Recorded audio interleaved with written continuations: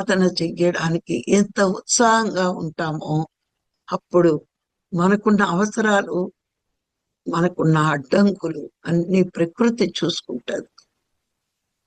ప్రకృతి చూసుకుంటది. మరి అవసరాలంటే మీరు చూడండి, ప్రాపంచిక జీవితంలో ఎప్పుడు ఆకలి వేసేసినట్టు ఉంటుంది, టైంకి తినకపోతే ఉండలేదు.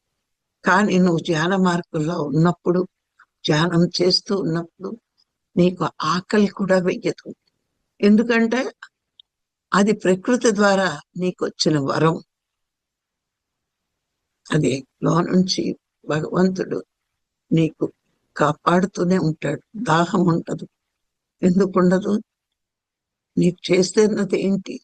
అది కూడా లోన ఉన్న భగవంతుడే నిన్ను కాపాడుతాడు. నిద్ర ఉండదు. బలవంతంగా నిద్ర నుంచి మేల్కొని కూర్చోవడం కాదు. మనం 12 గంటలకు పడుకున్నాం, 3 గంటలకు లేవగలుగుతున్నాం అంటే, ఒక పెళ్లికి వెళ్ళొస్తే మేలుకుంటే ఆ 2-3 రోజులు మనకు ఆ బద్ధకం వదలదు. కానీ మనకు బద్ధకం లేకుండా మరి నేను అందరూ ప్రయాణాల్లో ఉండి ట్రైన్లు దిగి గబగబా అసలు పెట్టుకుని జూన్లో పాల్గొన్నారు అంటే వాళ్ళు బద్ధకాన్ని జయించిన వాళ్ళు, సోమరితనాన్ని జయించిన వాళ్ళు, తెలుసుకోవాలి అని పట్టుదల ఉన్నవాళ్ళు, ఉత్సాహం ఉన్నవాళ్ళు. ఇవి ఉన్నవాళ్ళు తానెవరో తెలుసుకోగలరు, తన గమ్యాన్ని చేరగలరు, తన లక్ష్యాన్ని చేర్చుకోగలరు. మరి ఈ విధంగా మనం మన ప్రవర్తనను బట్టి, అందుకే ఆత్మని ఎవరు తెలుసుకోగలరు అంటే బద్ధకం లేనివాడు, ఉత్సాహం ఉన్నవాడే తెలుసుకోగలడు. ఎందుకు తెలుసుకోవాలి?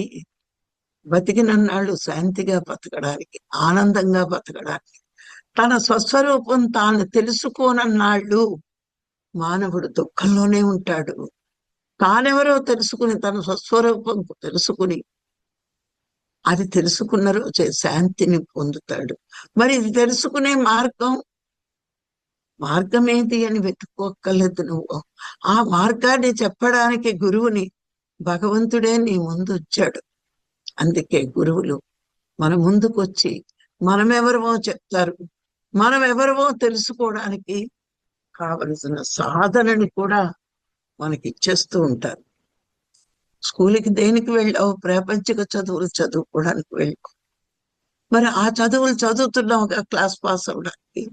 మరి దుఃఖం అనేది ఉంది జీవితంలో దాటాలి అనుకున్నప్పుడు గురువు చెప్పే సాధన చెయ్యాలి.